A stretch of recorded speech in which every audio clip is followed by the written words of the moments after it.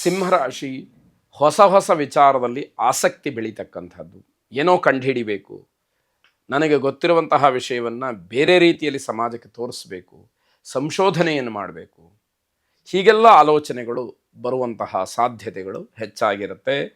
ಶತ್ರುಗಳ ನಾಶ ಅಥವಾ ಶತ್ರುಗಳನ್ನು ದೂರ ಮಾಡುವಿಕೆ, ಇದರ ಜೊತೆಯಲ್ಲಿ ಕುಟುಂಬದ ಹಿರಿಯರ ಬೆಂಬಲದಿಂದ ನಿಮ್ಮ ಸಂಕಲ್ಪ ಸಿದ್ಧಿಯಾಗ್ತಕ್ಕಂತಹ ದಿವಸ ಇದು ಅಂತ ಹೇಳಬೇಕು. ಯಾರು ನಿಮಗೆ ತೊಂದರೆಯನ್ನು ಕೊಡ್ತಾ ಇರ್ತಾರೋ ಅಥವಾ ನಿಮಗೆ ವಿರುದ್ಧವಾಗಿ ನಡ್ಕೊಳ್ತಾ ಇರ್ತಾರೋ ಅವರನ್ನು ಪರಿಪೂರ್ಣವಾಗಿ ನಿಮ್ಮ ಮನಸ್ಸಿನಿಂದ ಅಥವಾ ನಿಮ್ಮ ಒಂದು ಒಡನಾಟದಿಂದ ದೂರ ಮಾಡ್ತಕ್ಕಂಥದ್ದು ಇದು ಬಹಳ ಮುಖ್ಯವಾದಂಥದ್ದು. ಮಾತು ಬಹಳ ಮಿತವಾಗಿರಲಿ. ಜಗಳ, ದ್ವೇಷ ಇದೆಲ್ಲವೂ ಕೂಡ ಹೆಚ್ಚಾಗುವಂತಹ ಸಾಧ್ಯತೆ ಇದೆ. ಯಾವಾಗ ಮಾತಾಡೋದಿಲ್ಲ ಇದೆಲ್ಲದಕ್ಕೂ ಕೂಡ ಕಡಿವಾಣ ಬೀಳುತ್ತೆ. ನಿಮ್ಮಷ್ಟಕ್ಕೆ ನೀವು ನೆಮ್ಮದಿಯಾಗಿರಲಿಕ್ಕೆ ಅವಕಾಶವಾಗುತ್ತೆ. ವಿದ್ಯಾರ್ಥಿಗಳಿಗೆ ಪ್ರಗತಿಯನ್ನು ನೋಡ್ತಕ್ಕಂತಹ ದಿವಸವಾಗುತ್ತೆ. ಅದು ಬಹಳ ಸಮಾಧಾನವನ್ನು ಕೊಡ್ತಕ್ಕಂಥದ್ದು. ರೇಷ್ಮೆ ಉದ್ದಿಮೆದಾರರು, ವ್ಯಾಪಾರದಾರರಿಗೆ ಉತ್ತಮವಾದಂತಹ ದಿವಸ ಇದು. ಲಾಭವನ್ನು ಗಳಿಸಲಿಕ್ಕೆ ಹೆಚ್ಚಿನ ಮಾರ್ಗಗಳು ತನ್ನಿಂದ ತಾನೇ ಸೃಷ್ಟಿಯಾಗ್ತಕ್ಕಂಥದ್ದಾಗುತ್ತೆ. ಅದು ಸಮಾಧಾನಕರವಾದಂತಹ ವಿಷಯ ಅಂತ ಹೇಳಬೇಕು. ಕುಲದೇವತಾ ಪ್ರಾರ್ಥನೆಯನ್ನು ಮಾಡಿ, ವಿಶೇಷವಾದಂತಹ ಆರಾಧನೆಯನ್ನು ಮಾಡಿ ಶುಭವಾದ. ಕನ್ಯಾ ರಾಶಿ, ಆರೋಗ್ಯದ ಸಮಸ್ಯೆ ನಿಮ್ಮನ್ನು ಕಾಡುವಂಥದ್ದಾಗುತ್ತೆ. ದೈಹಿಕವಾಗಿ ಸಮಸ್ಯೆಗಳು ಒಂದು ಕಡೆ ಆದರೆ ಮಾನಸಿಕವಾಗಿ ತುಂಬ ಕಷ್ಟವನ್ನು, ತುಂಬ ಸಮಸ್ಯೆಯನ್ನು ಎದುರಿಸಬೇಕಾದಂಥದ್ದಾಗುತ್ತೆ. ವ್ಯಾಪಾರಾಸಕ್ತರಿಗೆ ನಿರೀಕ್ಷೆಗೂ ಮೀರಿದಂತಹ ಲಾಭವನ್ನು ನೋಡಲಿಕ್ಕೆ ಅವಕಾಶ ಇದೆ. ಹಾಗಾಗಿ ನಿಮ್ಮ ವ್ಯಾಪಾರ ವಾಣಿಜ್ಯೋದ್ಯಮ ಕ್ಷೇತ್ರದಲ್ಲಿ ಅಭಿವೃದ್ಧಿ ಇದೆ ಅನ್ನುವಂತಹ ದಿವಸ.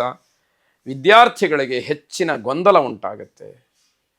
2 3 ಆಯ್ಕೆಗಳನ್ನು ಮಾಡಿಕೊಂಡು ಯಾವ ನಿರ್ಧಾರಕ್ಕೂ ಕೂಡ ಬರೋಕ್ಕಾಗದಲೇ ಹಿಂಸೆಯನ್ನು ಪಡ್ತೀರಿ, ಒದ್ದಾಟವನ್ನು ಮಾಡ್ತೀರಿ. ಅದು ಬೇಡ. ಸರಿಯಾದಂತಹ ಮಾರ್ಗದರ್ಶನವನ್ನು ಪಡ್ಕೊಳ್ಳಿ. ನಿಮ್ಮ ಆಸಕ್ತಿ ಯಾವ ವಿಷಯದಲ್ಲಿ ಹೆಚ್ಚಾಗಿದೆಯೋ ಅದಕ್ಕೆ ಆದ್ಯತೆಯನ್ನು ನೀಡಿ. ಆಗ ಸರಿಯಾದಂತಹ ನಿರ್ಧಾರಕ್ಕೆ ಬರಲಿಕ್ಕೆ ಅವಕಾಶವಾಗುತ್ತೆ. ಗೊಂದಲಗಳು ದೂರವಾಗುತ್ತೆ ಎನ್ನುವಂತಹ ಅರ್ಥ. ವಿದ್ಯಾರ್ಥಿಗಳು ತಮ್ಮ ಹಕ್ಕಿಗೋಸ್ಕರವಾಗಿ, ತಮಗೆ ಬರಬೇಕಾದಂತಹ ಅನುಕೂಲಕ್ಕೋಸ್ಕರವಾಗಿ ಹೋರಾಟವನ್ನು ಮಾಡ್ತಕ್ಕಂತಹ ವಾತಾವರಣ ಏರ್ಪಾಟಾಗ್ಬೋದು. ಸ್ಟ್ರೈಕ್ ಮಾಡ್ತಕ್ಕಂಥದ್ದು. ಅದರಲ್ಲಿ ನಿಮ್ಮ ತಾಳ್ಮೆ, ಪ್ರಾಮಾಣಿಕವಾದಂತಹ ಪ್ರಯತ್ನ, ಕಾನೂನಾತ್ಮಕವಾದಂತಹ ಸತ್ಯತೆ ಇವೆಲ್ಲವೂ ಕೂಡ ಅಡಗಿರಬೇಕು. ಆಗ ಮಾತ್ರ ನಿಮಗೆ ಯಶಸ್ಸಿದೆ. ಇಲ್ಲದಿದ್ದರೆ ವೃಥಾ ಈ ದಿವಸ ವ್ಯರ್ಥವಾದೀತು. ವಿದ್ಯಾರ್ಥಿಗಳಿಗೆ ಪುಸ್ತಕವಾಗಲಿ, ಶೈಕ್ಷಣಿಕ ವಿಷಯಕ್ಕೆ ಬೇಕಾದಂತಹ ಮಾಹಿತಿಗಳಾಗಲಿ ಸರಿಯಾದಂತಹ ರೀತಿಯಲ್ಲಿ ದೊರಕುತ್ತೆ. ಅದರ ಆಧಾರದ ಮೇಲೆ ನೀವು ಯಾವ ಚಿಂತನೆಯನ್ನು ಕೂಡ ನಡೆಸಲಿಕ್ಕೆ ಅವಕಾಶ ಇರುತ್ತೆ. ನಾಗರಾಜನನ್ನು ಅಂದರೆ ಸರ್ಪವನ್ನು, ನಾಗದೇವತೆಯನ್ನು ವಿಶೇಷವಾಗಿ ಪ್ರಾರ್ಥನೆ ಮಾಡಿ ಶುಭವಾದ. ತುಲಾರಾಶಿ, ಪ್ರತಿನಿತ್ಯದ ಒಂದು ಸಮಾಧಾನಕರವಾದಂತಹ ವಿಚಾರಕ್ಕೂ ಅಲ್ಪತೃಪ್ತಿಗೂ ಸಾಧಾರಣವಾದಂತಹ ಸಂತೋಷಕ್ಕೂ ಕೂಡ ಧಕ್ಕೆ ಬರತಕ್ಕಂತಹ ದಿವಸ. ಒಟ್ಟಾರೆ ಮನಸ್ಸಿಗೆ ಸಮಾಧಾನವೇ ಇಲ್ಲ, ಏನೋ ಹಿಂಸೆ ಆಗ್ತಾ ಇದೆ ಅನ್ನುವಂತಹ ಪರಿಸ್ಥಿತಿ. ನಿಮ್ಮ ಖರ್ಚಿನ ಬಗ್ಗೆ ಹೆಚ್ಚು ಗಮನವನ್ನು ಕೊಡಿ. ಆರ್ಥಿಕವಾದಂತಹ ಸ್ಥಿತಿಗತಿಯನ್ನು ಗಮನಿಸಿ, ಅದನ್ನು ಗಮನಿಸಿಕೊಂಡು ಒಳ್ಳೆಯ ನಿರ್ಧಾರಗಳನ್ನು, ಗಟ್ಟಿಯಾದ ತೀರ್ಮಾನಗಳನ್ನು ಮಾಡಿ ಅಂತಕ್ಕಂಥದ್ದು.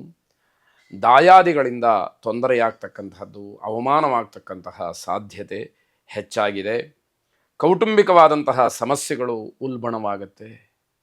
ಕುಟುಂಬದಲ್ಲಿ ಸಮಾಧಾನ ಇಲ್ಲದೇ ಇರತಕ್ಕಂತಹ ಪರಿಸ್ಥಿತಿಯನ್ನು ನೋಡಬೇಕಾಗತ್ತೆ. ಸಣ್ಣ ಪುಟ್ಟ ವಿಚಾರಗಳು ಕೂಡ ದೊಡ್ಡದಾಗಿ ಬೆಳೆದು ಅದೇ ತಾರಕಕ್ಕೆ ಏರ್ತಕ್ಕಂತಹ ಸ್ಥಿತಿಯನ್ನು ತಲುಪಬಹುದು ಅಂತಕ್ಕಂಥದ್ದು. ಪಾಲುದಾರರಿಗೆ ಉತ್ತಮವಾದಂತಹ ಲಾಭ ಸಿಕ್ಕುವಂತಹ ದಿವಸ ಇದಾಗುತ್ತೆ.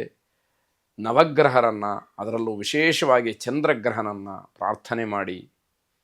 ದಧಿಶಂಖ ತುಷಾರಾಭಂ ಕ್ಷೀರೋದಾರಣವ ಸಂಭವಂ ನಮಾಮಿ ಶಶಿನಂ ಸೋಮಂ ಶಂಭೋರ್ ಮುಕುಟಭೂಷಣಂ ಎಂಬ ಪ್ರಾರ್ಥನೆ ನಿಮ್ಮದಾಗಿರಲಿ.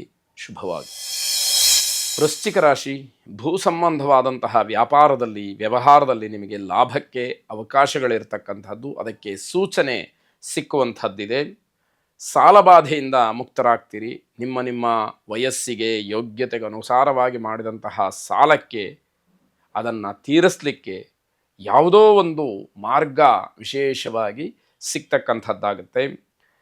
ಚಂಚಲವಾದಂತಹ ಮನಸ್ಸು, ಯಾವುದೇ ಕಾರಣಕ್ಕೂ ಕೂಡ ಸುಳ್ಳನ್ನು ಹೇಳುವಂಥದ್ದು, ಇದು ಎರಡರಿಂದ ದೂರ ಉಳಿದು ಬಿಟ್ಟರೆ ಇವತ್ತು ನಿಮಗೆ ಶುಭ ಫಲವೇ ಹೆಚ್ಚು ಅಂತ ಹೇಳಬೇಕು. ಮನಸ್ಸನ್ನು ಗಟ್ಟಿಯಾಗಿ ಸ್ಥಿರವಾಗಿ ಹಿಡಿದಿಟ್ಕೊಳ್ಬೇಕು. ಎರಡನೇದು, ಎಂತಹ ಸಂದರ್ಭದಲ್ಲೂ ಕೂಡ ಸುಳ್ಳನ್ನು ಮಾತ್ರ ಆಡಬಾರ್ದು ಅನ್ನುವಂಥದ್ದು. ಈ ಎರಡನ್ನು ಮಾಡದೇ ಇದ್ದರೆ ಅನುಕೂಲ ಇದೆ, ಈ ಎರಡನ್ನು ನೀವು ಆಶ್ರಯ ಮಾಡಿದರೆ ನಿಮಗೆ ತೊಂದರೆ ಇದೆ ಅನ್ನುವಂಥದ್ದನ್ನು ತಿಳಿಬೇಕಾಗತ್ತೆ. ನಿಮ್ಮ ಕೆಲಸವನ್ನು ಜವಾಬ್ದಾರಿಯುತವಾಗಿ ನಿರ್ವಹಿಸಬೇಕಾಗುತ್ತೆ. ಇದು ನನ್ನ ಕರ್ತವ್ಯ, ನಾನು ಮಾಡಲೇಬೇಕಾದಂಥದ್ದು, ಈ ವಿಷಯವಾಗಿ ನಾನು ಯಾರ ಹತ್ರ ಏನು ಹೇಳಿಸ್ಕೊಳ್ಬಾರ್ದು ಅನ್ನುವಂತಹ ಭಾವನೆಯಿಂದ ನೀವು ನಿಮ್ಮ ಕರ್ತವ್ಯ ನಿಷ್ಠೆಯನ್ನು ತೋರಿದರೆ ಅದೂ ಕೂಡ ನಿಮಗೆ ಅನುಕೂಲಕರವಾಗಿ ಫಲವನ್ನು ನೀಡುತ್ತೆ ಅಂತಕ್ಕಂಥದ್ದು. ಮೇಲಧಿಕಾರಿಗಳ ನಿವೃತ್ತಿಯ ವಿಚಾರ ತಿಳಿದು ನಿಮಗೆ ಬೇಸರವಾಗುತ್ತೆ. ಯಾರೋ ನಿಮಗಿಂತ ಮೇಲಧಿಕಾರಿಗಳು, ಹಿರಿಯರು ನಿವೃತ್ತಿ ಆಗ್ತಾ ಇದ್ದಾರೆ ಎನ್ನುವಂಥದ್ದು, ಅವರ ಸಹಕಾರ ಪರಿಪೂರ್ಣವಾಗಿ ನನಗಿತ್ತು, ಅವರ ಮಾರ್ಗದರ್ಶನ ಇತ್ತು, ಅವರ ಬೆಂಬಲ ಇತ್ತು, ಹಾಗಾಗಿ ನನ್ನ ಕೆಲಸಕ್ಕೆ ಸುಗಮವಾದಂತಹ ಹಾದಿ ಇತ್ತು ಒಳ್ಳೆಯತನದಲ್ಲಿ ಅನ್ನುವಂಥದ್ದನ್ನು ಜ್ಞಾಪಿಸಿಕೊಂಡು ನೀವು ದುಃಖ ಪಡುವಂಥದ್ದು, ಬೇಸರವಾಗ್ತಕ್ಕಂಥದ್ದನ್ನು ನೋಡಬೇಕಾಗತ್ತೆ. ಧನ್ವಂತರಿ ಮಹಾವಿಷ್ಣುವನ್ನು ಪ್ರಾರ್ಥನೆ ಮಾಡಿ. ಶುಭವಾಗಿ.